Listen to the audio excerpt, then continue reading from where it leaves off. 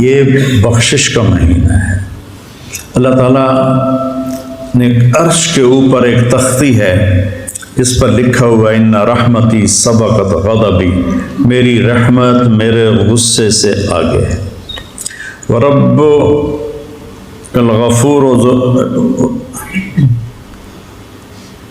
ربکم الغفور ذو الرحمہ لو یؤاخذہم بما کسبوا لعجل لهم العذاب بل لهم موعد لن یجدوا من دونہ موئلا۔ کہ تیرا رب الغفور ہے اور الرحیم ہے، اگر وہ پکڑنے پہ آتا تو تم میں ایک بھی زندہ نہ چھوڑتا، انسان تو انسان جانوروں کو بھی مٹا کے رکھ دیتا۔ میری رحمت میرے غصے پر حاوی ہے۔ پھر رحمتی وسعت کل شیء، غضبی وسع کل شیء نہیں کہا، رحمتی وسعت کل شیء، میری رحمت ہر چیز پہ چھا گئی، میرا غضب ہر چیز پہ چھا گیا، یہ نہیں کہا۔ پھر اللہ کے جو صفاتی نام ہیں 99، ویسے تو بے شمار ہیں، نہ ان کی کوئی حد ہے نہ حساب ہے، جو ترمذی کی روایت میں 99 نام ہیں، ان میں صرف ایک نام اللہ کے غصے کو بتاتا ہے، باقی سب اس کی بادشاہی کو، شہنشاہی کو، رحم کو، کرم کو، سخاوت کو، فضل کو، محبت کو بتاتے ہیں۔ 99 میں سے ایک، وہ 1 اور 98 کیا نسبت؟ ایک صفت ہے المنتقم، انتقام لینے والا، ان اللہ واللہ عزیز ذو انتقام، المنتقم، قیامت کے دن ٹھکانے لگا دے گا مجرموں کو۔ تو المنتقم کے علاوہ باقی 98 نام اس کی رحمت، محبت، طاقت، قدرت، ہیبت، جلال، جبروت، کبریائی، شہنشاہی پر دلالت کرتے ہیں۔ اور المنتقم کو میرے نبی لائے کہاں ہیں، یہ بڑی خوبصورت بات۔ تو میں دیکھ رہا تھا تو مجھے المنتقم پر میری نظریں ٹک گئیں کہ المنتقم کو میرے نبی لائے کہاں پر ہیں۔ چھری کے اوپر غلاف چڑھا دو تو کاٹے گی جی، تلوار کو اس کے نیام میں ڈال دو تو کاٹے گی نہیں، ٹھیک، چاقو کو بند کر دو تو کاٹے گا۔ تو اللہ کے نبی نے المنتقم کو نا نیام میں ڈال دیا ہے۔ کیسے کہ البر التواب، یہ پہلے، العفو الرؤوف یہ بعد میں، البر نیکی کو قبول کرنے والا، ایسے ہی البر، التواب رحم کرنے والا، توجہ دینے والا، معاف کرنے والا، یہ دو ہو گئے۔ پھر العفو درگزر کرنے والا، الرؤوف مہربان۔ تو اب یہ میرا ہاتھ دیکھو، البر التواب ادھر، العفو الرؤوف ادھر، اور ان کے بیچ میں ہے المنتقم، ایسے کر کے منتقم کے چاروں طرف اللہ کی رحمت کو ڈال دیا، ادھر بھی اس کی اپنی رحمت کی دیواریں کھڑی کر دی۔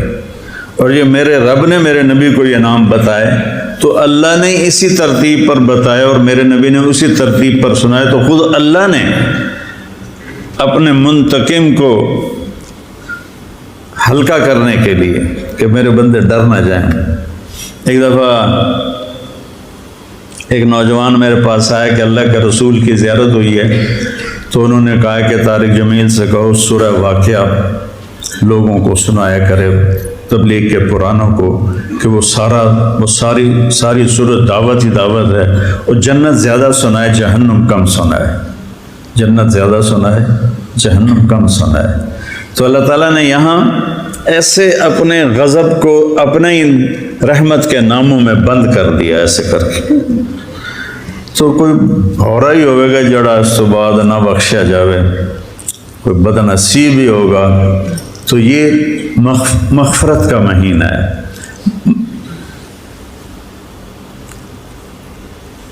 ایک آیت ہے، اکثر لوگوں میں یہ ہوتا ہے کہ ہماری تو بخشش کوئی نہیں، نا امیدی ہوتی، پتہ نہیں ساڑی بخشش میں ہونی ہے کہ نہیں ہونی۔ اسے اتنے گناہ کیتے نا سی ساری معافی کوئی نہیں. تو اللہ کہتا ہے یا عبادی، اے میرے بندو. تو اے میرے بندو میں جو پیار ہے، یا عبادی، یا عبادی، اے میرے بندو. تو میرا آدمی اسے کہتا ہے جو اس کی پسند کے مطابق چلے. میرا بیٹا میں اسے کہتا ہوں جو میری مان کے چلتا ہوں. ورنہ تو ماں باپ کہتے ہیں تو ہماری اولاد ہی نہیں ہے، اور اخباروں میں اشتہار دے دیتے ہیں میں نے اپنے بیٹے کو آگ کر دیا. تو اللہ کہہ رہا ہے یا عبادی، پہلے صرف اس لفظ کا آپ مزہ لو، یا عبادی، اے میرے بندو. تو اس کے بعد آنا چاہیے ایمان والو، تقوی والو، نیکی والو، جہاد والو، روزے والو، علم والو، ذکر والو، تہجد والو، سخاوت والو، محبت والو، درگزر والو. لیکن آگے کا جو جملہ ہے نا وہ تڑپا کے رکھ دیتا ہے، یا عبادی. یا اللہ کون؟ تیرے بندے کون؟ الذین اسرفوا علی انفسہم، جن کی زندگی میں نیکی نام کا ایک حرف بھی نہیں ہے نا. تم بھی میرے ہی ہو، تم بھی میرے ہی ہو. یا عبادی الذین اسرفوا علی انفسہم. کس محبت سے اللہ نے نافرمانوں کو، بچے پہ ناراض ہوتے ہو تو لہجہ کتنا سخت ہو جاتا ہے، شاگرد پہ استاد ناراض ہوتا ہے اس کا لہجہ کتنا سخت ہو جاتا ہے. اور میرا اللہ ان سے بات کر رہا اعلیٰ انفسہم، اسرفوا اعلیٰ، جن کی زندگی میں نیکی کا کوئی ایک ڈاٹ بھی نہیں ہے، ایک نقطہ بھی نہیں ہے. اعلیٰ، پوری زندگی ان کے گناہوں میں ڈوب گئی ہے. پانی میں آپ غوطہ لگاؤ تو پورے پانی میں نیچے چلے جاتے ہو نا، پھر ابھرتے ہو. تو یہ وہ لوگ ہیں جنہوں نے گناہوں کے سمندر میں ڈائیو کیا، غوطہ لگایا اور گناہوں میں گم ہو گئے. اللہ نے کہہ رہا ہے اے میرے نافرمان بندو. اس سے زیادہ اور اللہ کا پیار کیسے بتاؤں؟ اے میرے نافرمان بندو. تو سہمے میں ڈر میں ساڑی تو بخشش کوئی نہیں، ساڑا تو کوئی حال کوئی نہیں. تو اللہ تعالیٰ کہہ رہا ہے لا تقنطوا من رحمت اللہ، میری رحمت سے مایوس نہ ہونا، مایوس نہ ہونا. ان اللہ یغفر الذنوب جمیعا. ایک ان، یہ بچے سمجھیں گے، ایک پھر اسم ذات، صفت نہیں آئی، اسم ذات. ان اللہ، اللہ اپنے ذاتی نام کو لائے. پھر یغفر الذنوب، ذنوب پر پھر الف لام آیا. پھر جمیعا، اس کی مزید تاکید آئی، بے شک اللہ تمہارے سارے کے سارے اگلے پچھلے نئے پرانے گناہ معاف کر دے گا. کیوں؟ انہو، تم مانو یا نہ مانو، وہ اللہ جو تمہیں معاف کر دے گا. کیوں معاف کر دے گا؟ کہ ہوا، انہو ہوا، ایک انہو پھر ہوا، تاکید کے اوپر تاکید. انہو ہوا الغفور الرحیم، وہ ہے ہی غفور الرحیم، تو تمہیں معاف کیوں نہ کرے؟ بس اتنی بات ہے. وَأَنِيبُوا إِلَىٰ رَبِّكُمْ، توبہ کرو. توبہ کے بغیر اللہ تعالیٰ کا قانون کے خلاف ہے کہ توبہ بھی نہ کرے اور کہے مجھے اللہ معاف کر دے گا. پھر تو حسین اور شمر ایک ترازو میں تل گئے. توبہ کی شرط رکھ، توبہ کر لو. اور توبہ میں نے جمعے سے پہلے بتایا کہ آسمان تک اپنے گناہوں کو پہنچاؤ تو پھر کہو یا اللہ معاف کر، تو اللہ سارے معاف کر دیتے. تو یہ مغفرت کا عشرہ چل رہا ہے. پھر ایک اور آیت، نبئ عبادی انی انا الغفور الرحیم وان عذابی هو العذاب العلیم. میرے بندوں کو بتاؤ، بار بار نبے بار بار بتائیں، یا میرے نبی میرے بندوں کو بار بار بتائیں کہ میں بہت بڑا غفور الرحیم ہوں اور میرا عذاب بہت دردناک عذاب ہے۔ اردو میں ان دونوں جملوں کے وزن میں کوئی فرق نہیں ہے، لیکن عربی میں دونوں جملوں میں بہت بڑا فرق۔ پہلا جملہ بہت وزنی ہے، دوسرا جملہ اس کے مقابلے میں بہت ہلکا ہے۔ نبئ عبادی، یہاں پھر آ گیا عبادی، میرے بندے سہمے ہوئے ہیں۔